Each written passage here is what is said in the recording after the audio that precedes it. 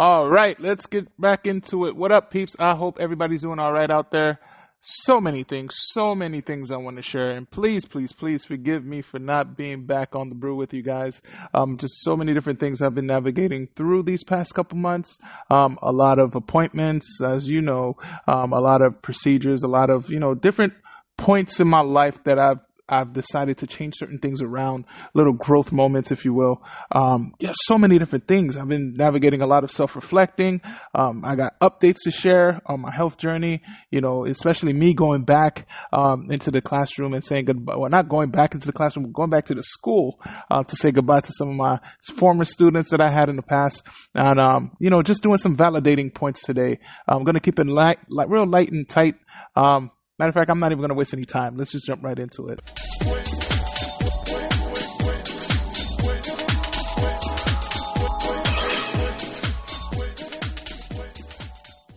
All right. So let's jump right into it. So, like I said, man, first of all, I want to say welcome to you guys. If this is your first time joining me on the Brew podcast, my name is Mr. Cool Beans. Matter of fact, I don't feel like if you've been here with me, I don't need to really introduce myself again.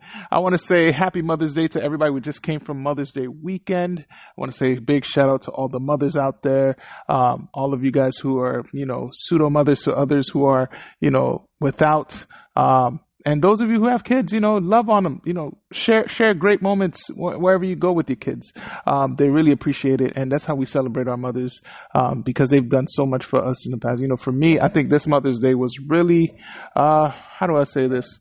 It was a time for me to really reflect on me and how much I cherish my wife. I think with every area, you're doing good, but then there's always places where you can always do a little bit more, so I'm always now looking for different ways I can cherish my wife a little bit better, because she is such a pillar for me. And I got to say a big thank you to her for just walking with me through these stages. So big shout out to all the moms again. You're really appreciated. And guys, can you actually believe, today marks 1 year since I started the Mr. Cool Beans Instagram page. Like, it's 1 year since I went under the monocle Mr. Cool Beans. And I kid you not, it's been quite a year, let alone the whole CKD journey. Keep in mind, the whole situation started off in January of 2024. So that's about 4 or 5 months later, I started to do this. And it took a lot of building up of confidence to get to that place where I would want to share my journey with folks that I thought really needed, because I get it. A lot of times, you have folks who are diagnosed with something, and they definitely want to keep it private, because they're either ashamed or they don't want, news to spread and all that stuff, either, for whatever reason. I know for me, when I got initially diagnosed, I wanted to find myself in a group or something of folks who are going through the same thing, so that way I can pull on them and, get a sense of support from them.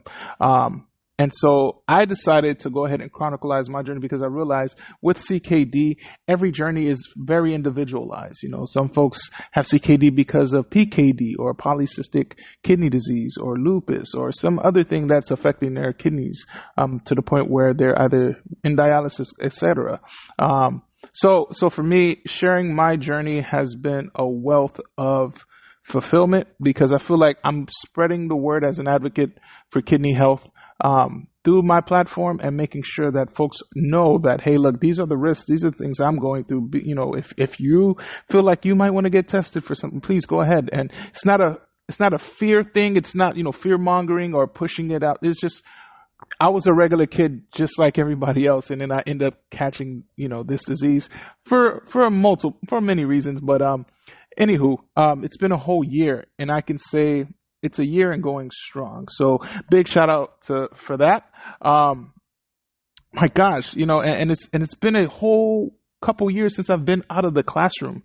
And I'm going to talk about that a little bit later, but let's talk about what's been going on. So as far as updates on my health journey, last time we spoke, I had, Donna Slack, Mama Slack, and I got a lot of folks who, chimed in and told me how much they appreciated that episode, simply for the fact that Mrs. Slack shared what it entails to be a caregiver to her actual mom. Wow. Especially coming off of Mother's Day. And I actually reached out to her this past Mother's Day, and she told me that was the roughest Mother's Day for her.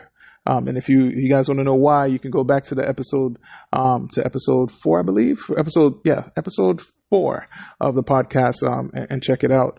But yes, she hit a lot of chords because of the fact that being a caregiver embodies so much things. You have to be yourself. You have to be, take care of someone else. Then you have to, be there for your kids. You have to do all of that. And for her case, it was with her mom. And, that episode touched a lot of folks because there's a lot of people out there who are caregivers to the ones they love. And that takes a lot of sacrifice, a lot of energy. Sometimes it's so self-sacrificial. You almost forget about who you are and what you want to do.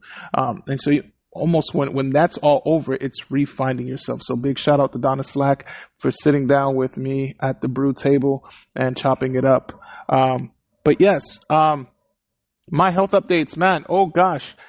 So as you know, I had developed, stage 1 kidney cancer, or they call it renal carcinoma. So I've been doing a lot of CAT scans and just kind of getting updates on what's going on, the party that's going on inside of my body. And from what it looks like from a medical standpoint, there's no reoccurrence of, any cancers right now, which is great, phenomenal. I'm super appreciative of that. And so I think the biggest thing for me is when I saw the imaging, that's what kind of gave me the reality check, right? So on the picture, and if you go on my Instagram page, I actually posted it on what that CT scan looked like. So you have the right kidney where the top portion is, spliced off just a slight bit, and that right kidney is now swollen because it's now taking in or filtering all the fluids from my body. So, when they say you can live off of one kidney, it's amazing how you can actually do that. Thank God he gives you 2 though, just in case, that right kidney is inflamed. And you can see where it's cut off at the top, it's 3/4 of it left. And I'm running off of that 25% GFR, right? As far as my kidney disease or my filtration rate. And then that left kidney, when it ruptured, I thought, it was just going to be, scabbed up and probably heal itself. And just, I didn't know to the extent that, from the rupture, it would have shrunk, because it actually atrophied and shrunk in size. It's still receiving, some abnormal blood flow to it. It's not completely dead, but it's not filtering. It lost a lot of its filtering capabilities from that rupture that I suffered back in January 2024. And man, and the pain, one of the doctors say, you usually don't feel your kidneys, but when it ruptures like that, you can feel the pain. And I can't even describe it. I don't even want to, it's just so crazy. So, a lot of the CT scans I've been doing, I've been going to my oncologist, getting B12 shots. Very necessary, just because I'm anemic and, that energy does run low sometimes. My iron levels, I got to make sure it's all balanced. So they're carefully monitoring my iron, my hemoglobin, just to make sure I don't dip down too low anymore, and that my energy level is stable. So for now, everything seems stable, which is good. I'm also seeing, my nephrologist, keeping them in the loop of everything that's going on. As far as transplant. Oh gosh, transplant. Man, this is the most, I guess, it's so tense for me right now because I'm thinking about the procedure in and of itself. I'm thinking about the surgery that I also have coming up in the near future, where they reconstruct my ureter. I'm thinking about that and all the steps that I had to do. I had to do echocardiograms. I had to get the hepatitis A and B shots. Luckily, with everything that entails with the transplant step, those were the only 2 things that I needed to do. Get hepatitis A and B shots and get an echocardiogram, because a lot of the kidney tests I had already done while being at the hospital. So that was cool. Man, and you don't even realize it, because so many different hospital visits, you get all these testings done. So then by the time I got to the checkpoint, it was like, all right, you just need 2 more. So I appreciate my kidney surgeon or the transplant surgeon telling me that, there's no red flags that she see that I wouldn't qualify for the kidney transplant. I got to talk with a transplant psychologist. That was really good because essentially what they do at the initial meet, they sit down and they talk with you and just kind of check how you are psychologically. Can you, simple stuff like what's today's date? Do you know your name? Where do you live? Address, kind of check that. And then they go down, the whole list, and they actually do a depression screener with you. And then afterwards, we kind of got a chance to talk. A lot of our talking entailed, how do I feel in most days? Some of my, confidences, like how do I feel as, a young guy who's going through all of this, and, a lot of stuff I share, I'm going to keep that part personal. But if you know me, you kind of know. It's not that I don't mind sharing with you guys now. It's just, we talked. And it was really good because I think for the first time I got to see what it was like to sit on another side of the table and talk with a professional about some of the struggles that I've had in the past, mentally or emotionally. And it kind of caused me to truly look into myself and sift through all the trauma that I faced within the past year. So that was pretty phenomenal. We got through with the, transplant social worker. So everything is being compiled. My whole case right now is being compiled for review. I think we're still waiting on clearance on my end from urology. And I think that's going to have to come through after the surgery where they reconstruct my ureter to make sure everything is all clear there. Because the whole point of that surgery is to remove the stent from that right kidney, because if you didn't know, I'm actually on a renal stent for my right kidney because I get hydronephrosis where there's a I guess, how would you call it? Like a narrowing of the ureter, which causes me to back up on urine into my body or from the kidneys. So all the urine is not passing through. So I have the stent in there to kind of help, flush out all the urine straight into my bladder. And plus my ureter actually has a kink in there. So what they're going to do is they're going to remove that stent, do the snippings. They're going to reopen, my whole abdomen, not my whole abdomen, but go through the ports where they did the partial nephrectomy, open all of those ports again. And I can't even imagine the scar tissues. My gosh. They're going to go back in there and then reconstruct the ureter. So that way everything flows and I would need the stent again. That is a mouthful. But that surgery has to happen before they even consider planning transplant. Because if I do transplant, my immune system will be shot because I'll probably be on immunosuppressants. So that's going to be a whole game changer. People think it's, after you're done with transplant, everything is back to normal. No, that's when the real challenge or the real fight comes in. It's not so much so of a fight of fear, but more so med management, making sure that the other kidney is still surviving, making sure you're doing your part now to keep this kidney alive. And as far as for my living donor, I got to get her on here. Because there's so many different questions I want to ask and just talk, because I want to know, I know who she is, but I want to know who she is, to come to a decision where you figure, even if it wasn't me that she was going to donate to, like what spark is in you that causes you to want to donate to someone else? Because that takes a lot of love, So I promise I'm going to work to get her on here. And if she's listening to this right now, you got a task for you. All right. So, for her right now, last update I got, she was getting some testing done from urology, trying to get some clearance from there. I think she had one more testing to be done. And then she'll keep me posted. We stay connected, stay posted. I definitely want to I want to reveal everything. And I kind of did. I'm just planning a special way to kind of, chronicle, how I got to my living donor. I'm actually piecing it together. She doesn't know, but it'll be more of a surprise thing on her end. I'm spilling the beans like it's a good movie. So never mind on that. Just know my living donor, she's getting tested. She's doing all the things that she can. And we're just hoping and praying that everything is in clear, and then that the transplant committee sees everything and they give the okay or the clearance or put me on the listing so that they can plan for the transplant in the future. Woo! Yeah, guys, you got to appreciate your care team if you have them.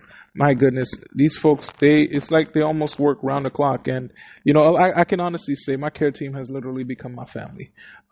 Just because of the sense of care every time I show up to their office. They know me by name now. They think of my wife when I'm there by myself, like my transplant surgeon. She's like, hey, where's your wife? And like, she's at work. Like, well, next time you bring her. And I'm like, okay. So shout out to Heidi Pearson over at Tampa General Hospital, transplant surgeon. She's mega dope. But yes, that's as far as my health journey. There's a lot of things going on. I am prepping up for this next procedure. I don't know how long the recovery time is going to be. So if it's anything like the partial nephrectomy, we're thinking 12 weeks out. So we'll see how that goes. And that surgery will be done by Dr. Ross Everett over at USF Urology. Great dude. Oh my gosh. I remember my last surgery where he, switching out my stent and doing a cystoscopy. We were cracking jokes right before, right before we actually did the surgery. So shout out to Dr. Everett. Really great people that I'm working with as far as keeping my kidneys alive. Past couple, like I said, these past couple months, I've been doing a lot of self-reflecting, a lot of quiet moments. I'm not even gonna lie, a lot of quiet moments, a lot of time for me to just kind of sit or go for a walk, go for a hike, ride my bike or trying to get back to riding my bike, which is not bad now. I kind of tested it the other day. And I've come to realize that I don't do a lot of self-reflecting as I need to. Let me just explore that really quick. So as much as I like to, stay busy, stay active, I feel like that's just a distraction from keeping me from, from just really exploring what's been going on with me. Because it's funny how, when I'm so busy, when I have activities, when I have events to go to, I'm all in a moment and it's almost as if I'm using those busy moments as an escapism to avoid reflecting. And nothing wrong with reflecting. I just feel like there's so much to reflect on. Sometimes I get so nervous and scared to navigate those routes that it gives me almost anxiety, because if I really sit down, just looking at my medical notes, and I've seen this many times, when a doctor reviews my medical chart and they see all the things, all the different events that has happened, and they look at me, they're like, how are you still alive or just even functioning right now? And I just have to smile and be like, I don't know, and it baffles them. So if doctors get a reaction like that just from reading my medical chart, what about me when I'm sitting at home? And folks, they're out, they're going to work, all that stuff. And for me, I have to and I already explained the work situation, but for me, I have time now to just rest and just recover and focus on my health for the time being. And so with that time, I can't neglect the mental health side of things. And that's the part where I'm scared to walk it by myself. And that's where sometimes I feel like I do need a therapist to kind of help me walk through it. Because when I sit down and I start thinking, okay, I was once, very, out there jovial, having fun. And I still am. But then when I think about the traumatic moments, like being in the hospital, kidney rupturing, bleeding out on the inside, hearing that, if I don't get into surgery stat, I'll probably die in 2 hours. Like when I flash back to those moments of needing oxygen for my nose, having my whole arm stuck with all kinds of needles and, and just getting IVs and blood transfusions and, going into surgery twice within 24 hours. Those moments, as much as I got through them, it doesn't take away from the fact that those are real experiences that impact me. Because even after I came out the hospital, there was those follow-ups. There was getting my my arm opened up to grafting a fistula into my arm just in case I need dialysis.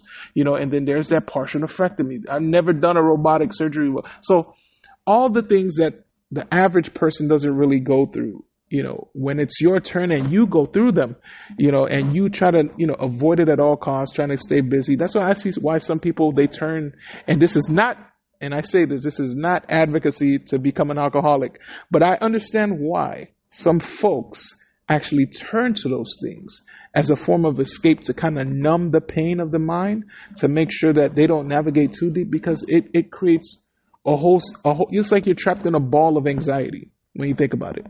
So I can say that sitting down by myself in my quiet time, or even when I'm hiking and just thinking about how I'm still alive, and just it really catches me in a grip. And man, like I said, I need to really sit down with a psychologist. It's not because I'm crazy.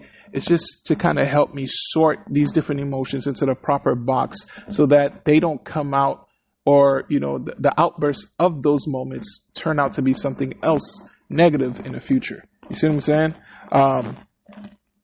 Yeah. And even, there's a lot of things I can be grateful for. I can be grateful for the fact that, the kidney disease, the kidney cancer is not reoccurring yet. We don't know. So I'll have to do, those CT scans every 6 months just to make sure. I can be grateful for that. I can be grateful for the fact that right now my CKD does not require dialysis. And it's something that a renal dietitian on Instagram said, to do away with, pre-CKD and or pre-dialysis and needing dialysis.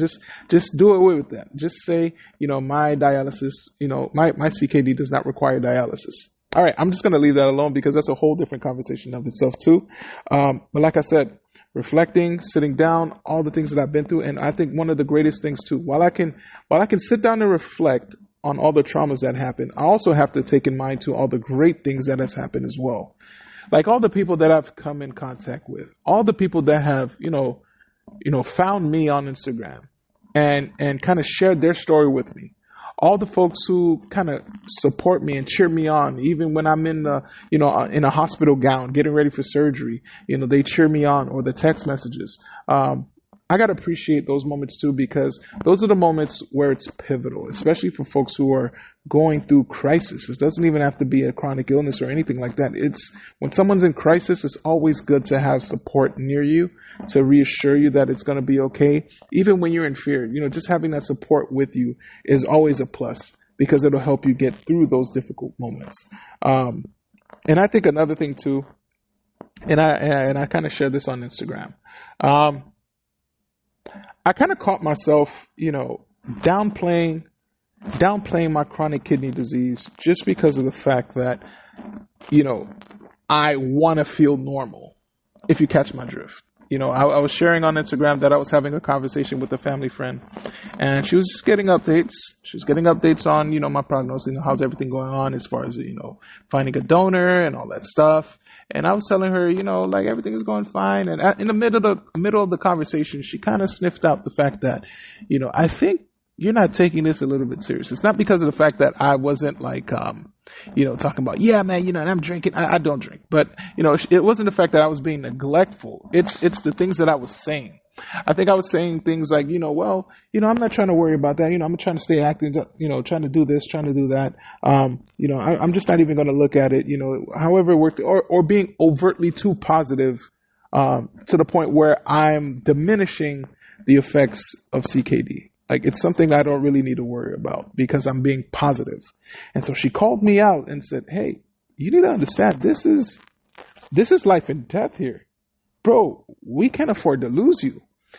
And so it made me snap back and made me realize that, hey, man, I could be probably downplaying this a little bit too much with positivity.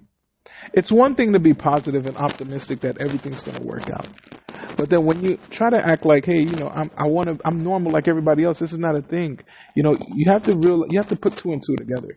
One, you are going through this, and this is your new normal, and still stay focused on the fact that, yes, you have to try to live a fulfilling life, but don't try to act like this is not something that's going to affect you, because you might get super forgetful. And what's best about this too is I can't forget, right? Because the moment that I want to, think that I'm back to normal again, everything's fine. I could probably go back and try to do this again. Here comes the fatigue. Here comes, the certain symptoms that makes me remember, hey, look, yeah, you need to relax. And it's humbling. It is humbling. And so I kind of need both of those things. I kind of need the reassurance that it's okay to walk in my new normal instead of trying to chase the normal, if that makes sense. I don't know if that makes sense right now, but I'm just trying to paint the picture. It's okay to walk in my new normal. It doesn't make me any less of a human being. I'm still me. Matter of fact, I can be even more powerful. Matter of fact, I chose to use my CKD as almost like a superpower, because when folks think CKD, they think you're just going to be, out of commission, you're laying down somewhere on, you're always walking around with a needle on your arm. You're always doing that. And that's not what kidney disease is. I remember as a kid when I found out about CKD, my first experience was food with no salt at all. Yes, there is that. And for me back then, I thought it was weird. Why does this food taste so bland? Being Caribbean. I mean, come on, our food is pretty spicy, and so, I think there's a whole bunch of misconceptions too that I'm kind of removing from what I considered normal and trying to adapt to my new normal, there's a lot of misconceptions that I'm changing and moving around and adapting for better. So all of this is still a learning experience pretty much. And that's another big thing too. Grieving what I considered to be normal. And it wasn't much different. I'm be honest, it wasn't much different with the fact that I can just, not use the bathroom as much. My gosh. What else? Being able to have an occasional drink from time to time, a lighthearted beer, maybe at a party or something like that. And so I know a lot of you guys are going to say, well, beer is not necessarily healthy and it's fine, but I wasn't an avid drinker or anything like that. It's just for celebrations and stuff now I have to definitely monitor. I know a lot of my favorite fruits and stuff like that, I have to scale off a little bit. I was in love with orange juice. Oh my gosh. Anybody know me? Orange juice? Oh my gosh, that was my thing, but I have to scale back on it now because of the high sugar at times in it, and the potassium that comes from the oranges. Yeah, there are variations the light orange juice and stuff like that, but I definitely have to scale back it and manage that thing too. Another new thing that I have to do in my new normal is monitoring what I'm consuming. Before, I could pop a snack, I could pop, whatever. But now I have to be really mindful about what I'm putting in my body so that I don't feel the effects of it later on. I know there's been a couple times where I probably took in too much potassium and I kind of felt the effects to where I probably felt nauseous or probably didn't eat too much potassium at the same time where I get muscle cramps. There are times where I know I felt drained and tired because I know my kidneys working too hard from overconsumption of protein. So there's just a watch guard for me to be careful with what I'm consuming. And, all that is not bad. It's just balancing your diet and maybe even more with your condition, because you definitely want to make sure you're keeping yourself alive by what you're consuming. Make sense? I hope so. So yes, downplaying my CKD, reflecting, all those quiet moments, they really smack me in the face, and I need to see those moments. I need those moments, actually, because they help me to move forward. They help propel me to move forward every single time where I feel wanting to give up, and I will say this. I'll just jump into the next phase, too. I think this time I want to take a moment to validate the mental fight of having a chronic illness, okay? So this one is for everybody in general who is struggling with chronic illnesses. It doesn't matter if it's, being asymptomatic, if you have, conditions of the pneumonia, lung conditions. It doesn't matter if you have, HIV, any chronic illness, okay? Because I think a lot of times, beyond the physical symptoms, there's a significant mental and emotional battle that often goes unspoken when we talk about chronic illnesses, like for real. So just imagine constantly having to monitor your body, plan your day around, unpredictable flare-ups, and even struggling with the uncertainty of your future health. You have no idea what's going to happen in the future. It's the mental energy spent advocating for yourself at the doctor's appointments, the emotional toll of feeling misunderstood. Folks, being misunderstood runs with the gambit when you have a chronic illness, for sure. And even the quiet resilience, it takes to keep going, even when you're exhausted. I can't even count on both hands. There's no way possible. Not even if I add my toes in the mix, it wouldn't work out. I can't even count how many days where I wanted to just stop going when I was just tired. This isn't just about, physical pain. I know a lot of folks with chronic illnesses, they experience pain. Even for me too. Right now, I have chronic back pain on the right side, my right flank, where that right kidney got, partial nephrectomy. That's the right medical term. Where the kidney's swollen right now. I have chronic back pain. So it's not just about the physical pain, but it's about the constant mental juggling act and the emotional weight of living in a body that does not want to cooperate, no matter what you do. Can you imagine doing everything right and still your test results come back in the red? You're doing everything right. You're trying to stay as hydrated as possible. Not over drinking, but trying to stay within your limit. You're trying to eat all the leafy greens. You're trying to, make sure you eat, lean meats. You're trying to do all that. And then when you get your test results, you see nothing but reds or some green, some red. Some markers are higher than others, or this jumped up from the last time. What are you doing? And you're like, but I'm doing everything right. I'll give you a prime example. Like, I know that I can't drink a whole bunch of fluids, right? I did kind of get a fluid restriction, but it was never, a certain amount, maybe 1.5 liters a day of fluids. And so for me, I know if I'm over drinking water, what's going to happen? It's going to increase my blood volume. That water is going to get backed up into my body, and I'm going to put on significant water weight. One thing that I'm really struggling right now as far as my kidney health, beyond the fact of the fatigue and the dizziness and the trouble sleeping, we're going to talk about those in a little bit. I am struggling right now with the water weight gain. And it's something that I get confused on, because I'm looking at my fridge. All I have is spinach, tomatoes, cucumbers, lime. And all, like it's green. I mean, there are some like feta cheeses and stuff like that, some cottage cheese, and maybe some protein shakes from time to time. But for the most part, I mean, I'm eating fruits, veggies like nobody's business. I've consumed more berries in the past 3 years than in my entire life. But then I'm slowly seeing my weight increase. And I know I'm drinking water as well. So it's like, what is going on? I'm doing everything right. I'm either walking, I'm doing some kind of cardio, or, maybe not as consistent as I should. But the drastic weight gain for me is mind-boggling. And it makes me feel subconscious about myself. It's like, well, what is this doing? I lost all this weight from before. Because keep in mind, I was on this weight loss journey from, 2022? Into 2023. And so I lost that over 120 some odd pounds, and now I feel like I'm slowly putting it back on. It's almost as if I feel like the CKD kind of like halted my weight loss journey because of the complications of what I have to navigate now, and it's putting back some of that weight, and I feel subconscious about it. Sometimes I look in the mirror and I'm just like, oh my gosh, like what happened? This weight was not here before. And it could be a lot of times too, the constipation kind of puts on more weight, or I'm just holding on to more toxins or more fluids. And I can easily say, it's just the kidney. But at the same time, that doesn't take away from the mental, harassment, if you will, when I look in the mirror. And it's painful. All of these things come with the territory. People don't consider those things, and there's some other things too, with folks who have chronic illnesses, that I just want to kind of validate, because I feel like, again, like I said before, we're so misunderstood. For example, it's the exhaustion of constantly managing symptoms and appointments.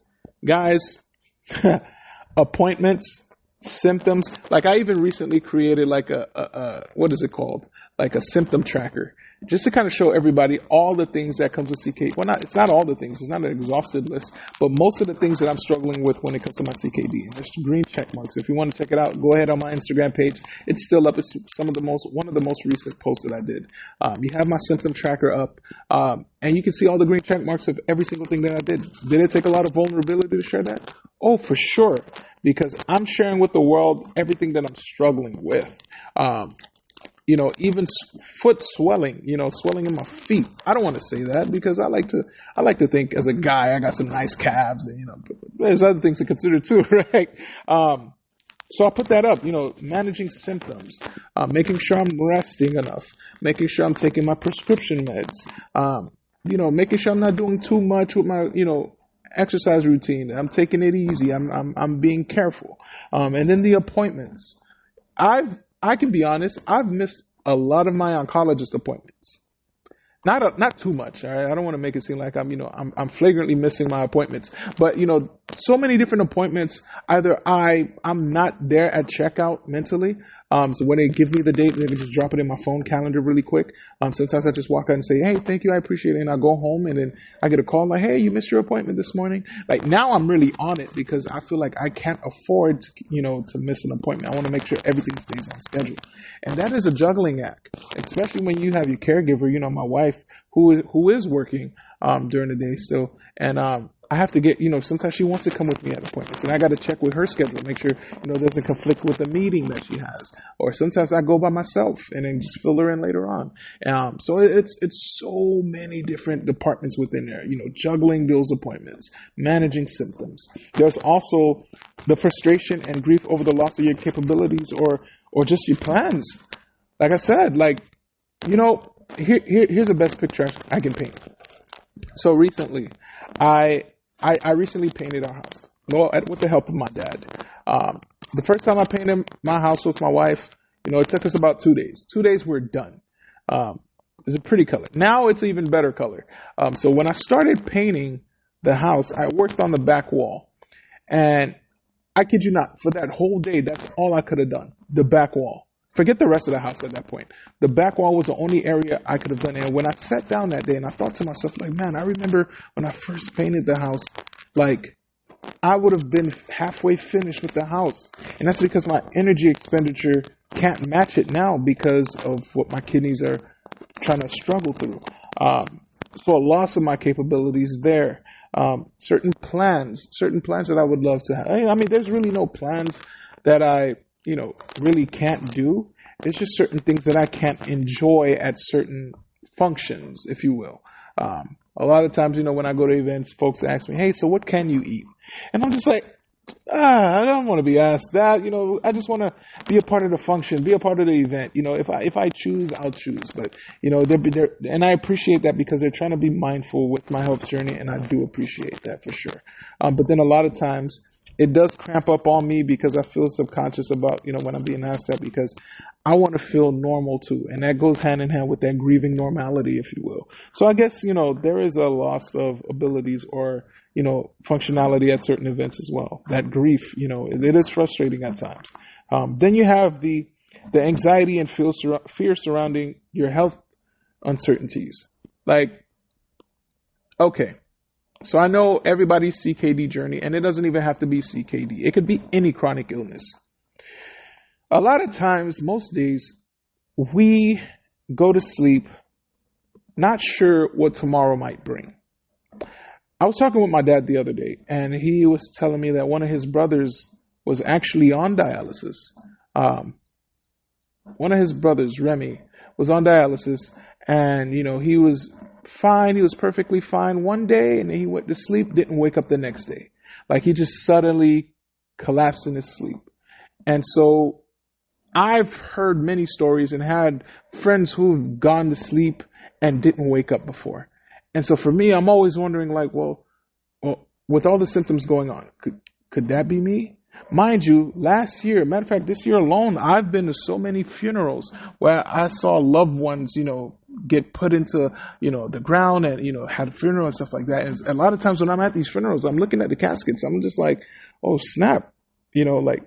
Could this be a future reality? I know at some point I'm going to have to punch my exit ticket for sure. But my gosh, those thoughts, they never escape us when we battle with CKD or any chronic illnesses.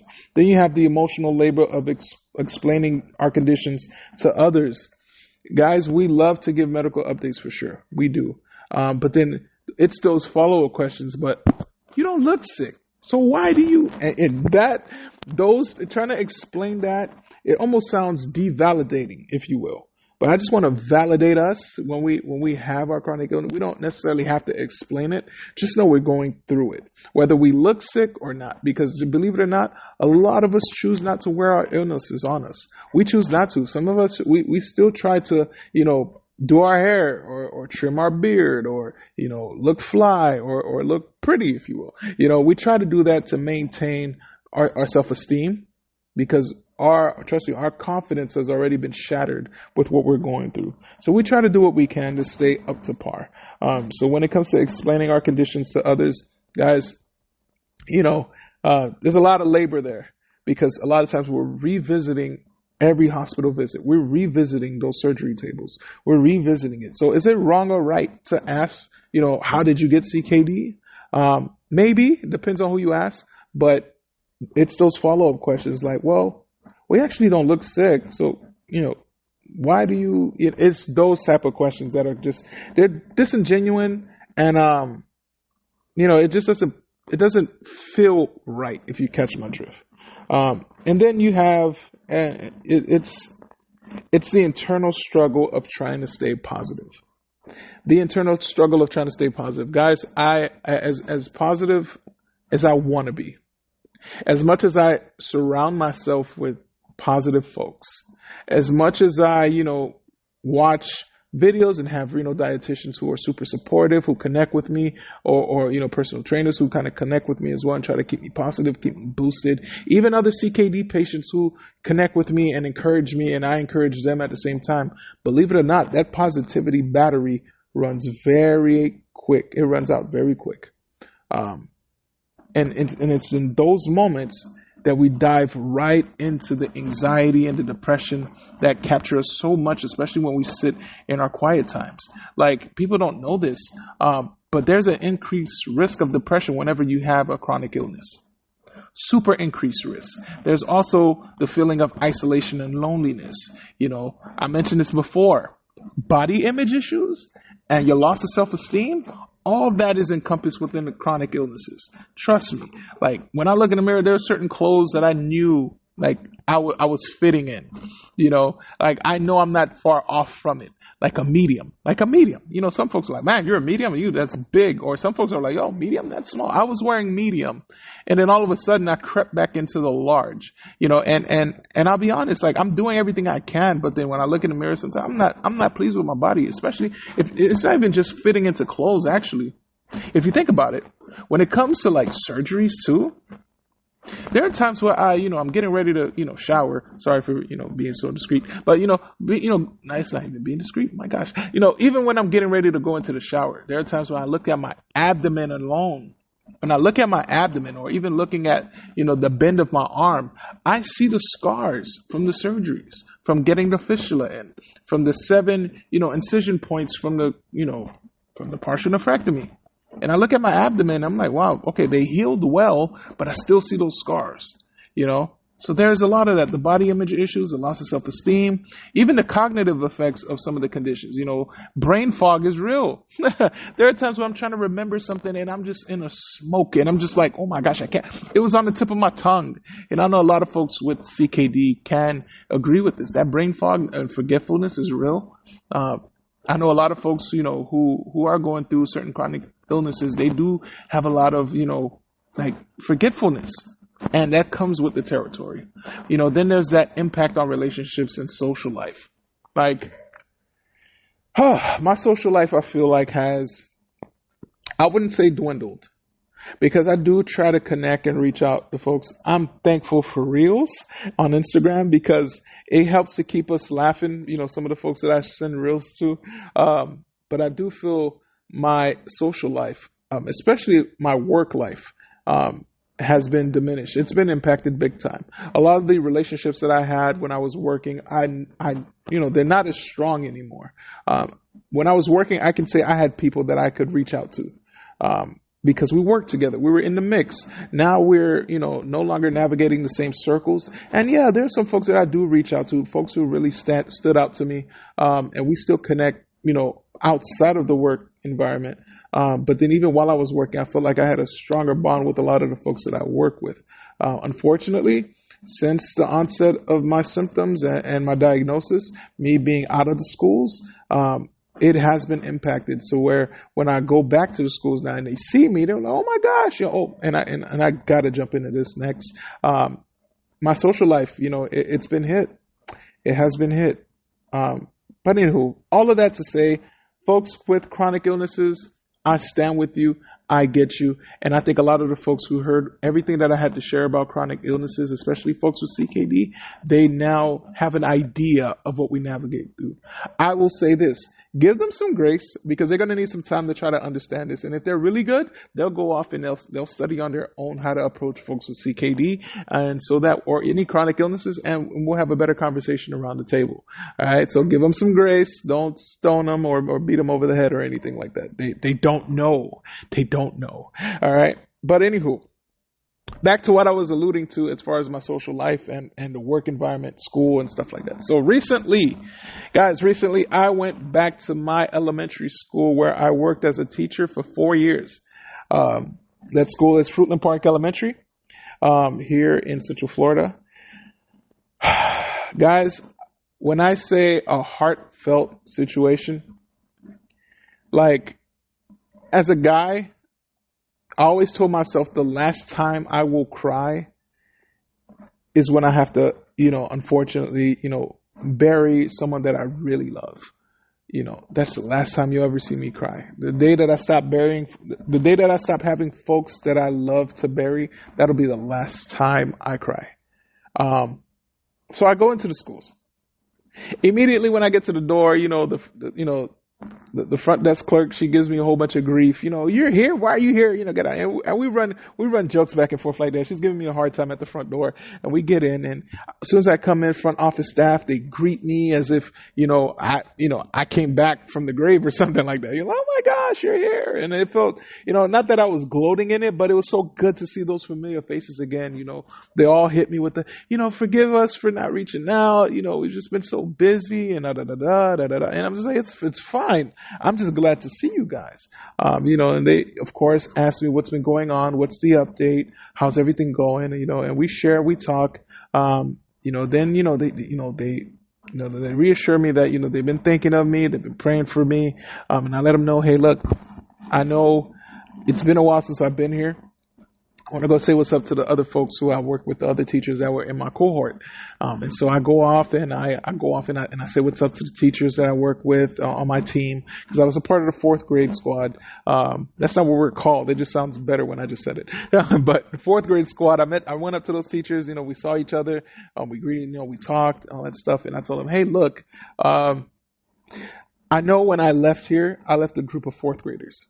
I want to go back since they're in 5th grade going off to middle school. I just want to go back and see them, because keep in mind, guys, when I got my CKD diagnosis, it was such a hurricane that I immediately went on medical leave and never went back to education. Like, it's been that long. We're talking about the 2023-2024 school year. So, I went up to the principal. Principal saw me. We talked, hugs, cry, all that stuff, compliments, whatever. We got to chopping it up.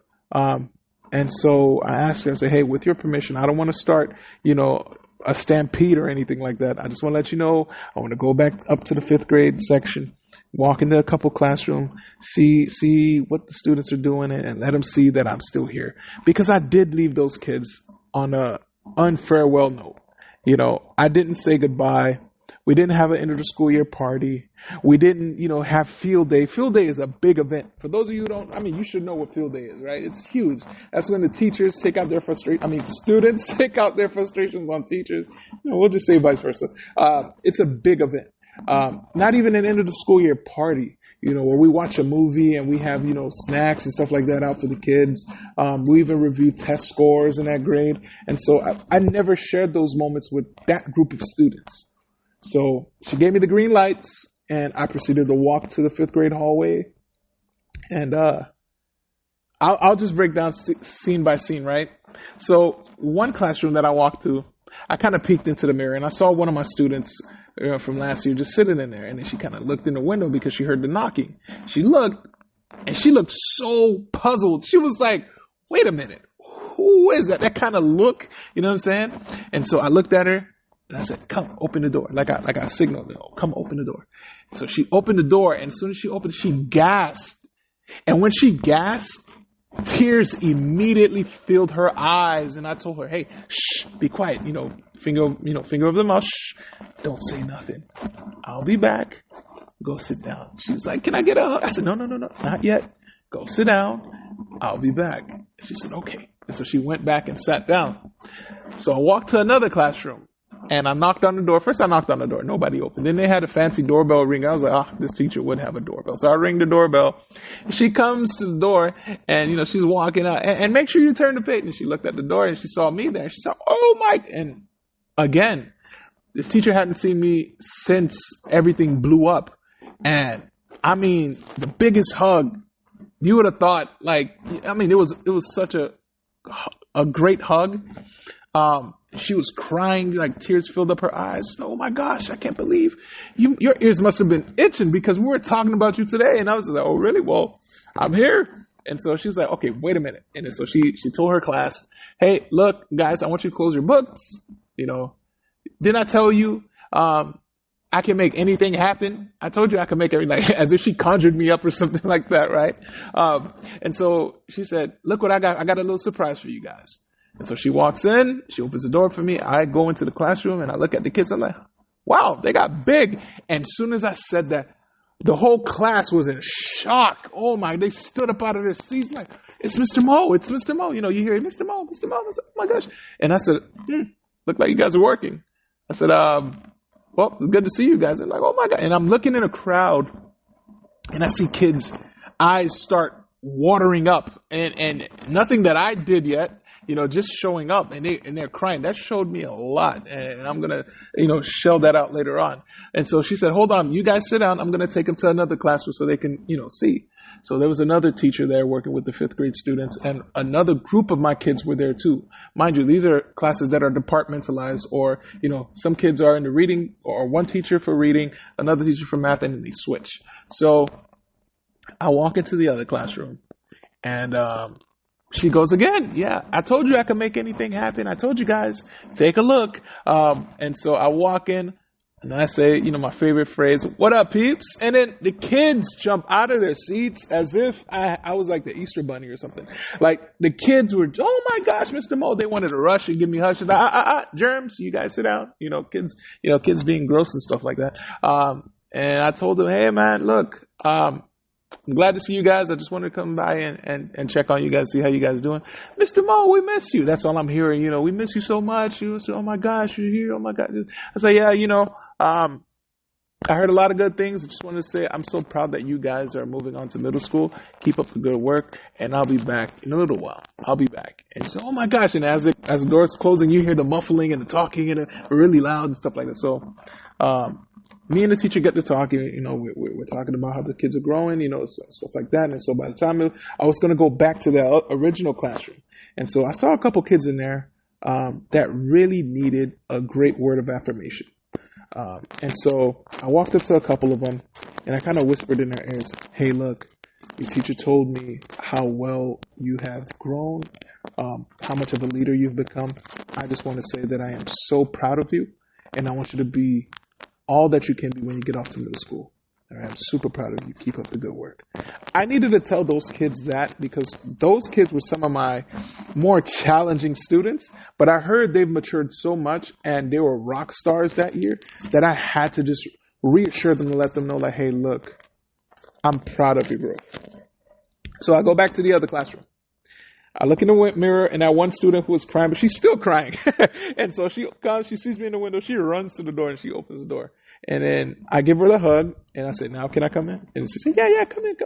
So I know the teacher, and we walk in.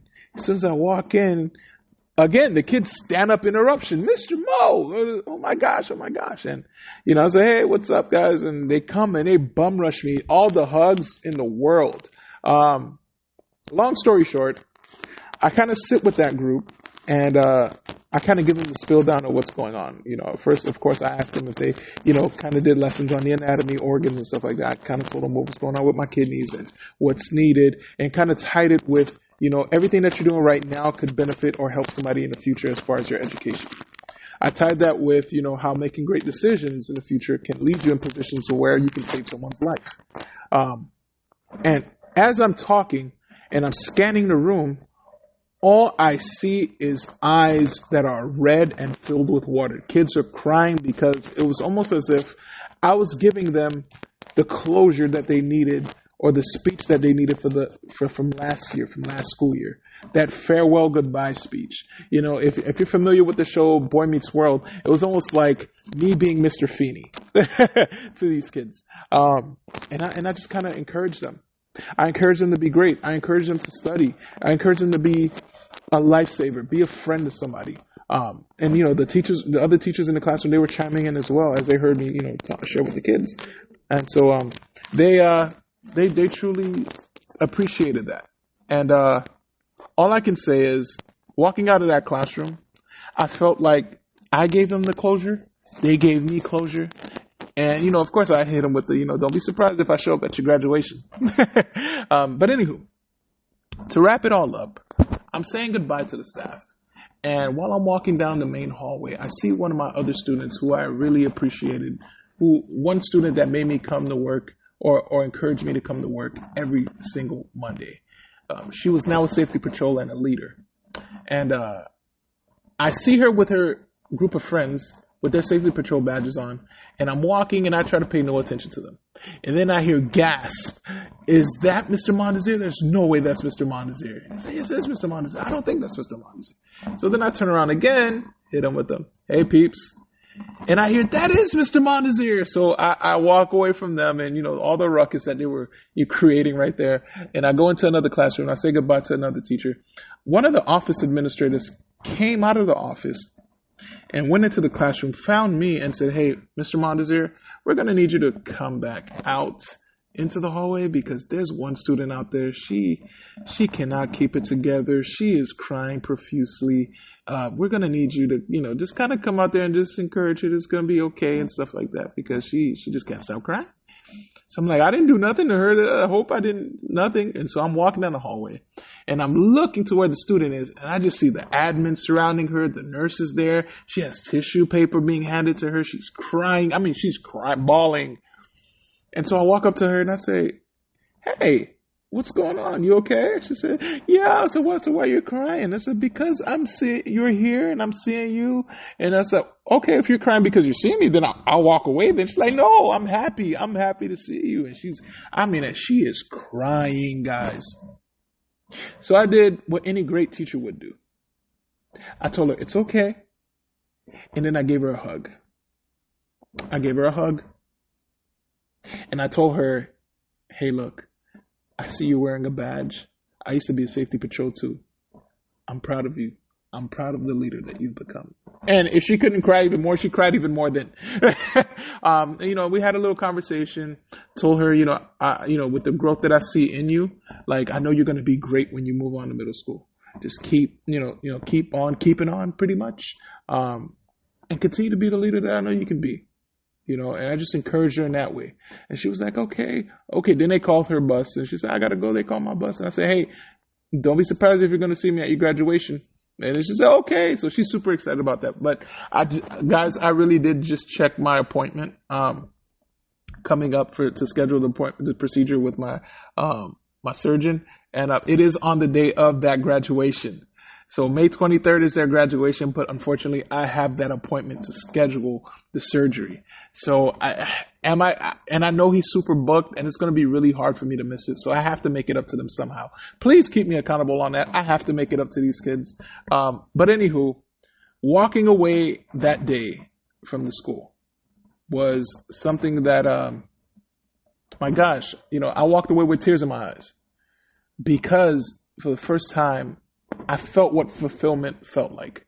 You never know you make an impact on somebody until you go away and come back. The love that I felt that day, the hugs that I got, the glossy eyes, the reactions, and it was Teacher Appreciation Week.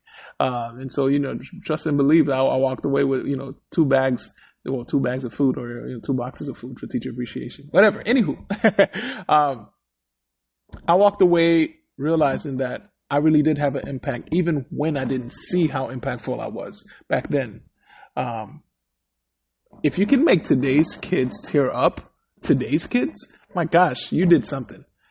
So I walked away, drove off with tears in my eyes, and realizing that, there's purpose in my life still, even in the midst of my condition. Hopefully one day I can make an impact to somebody else who's going through a chronic illness.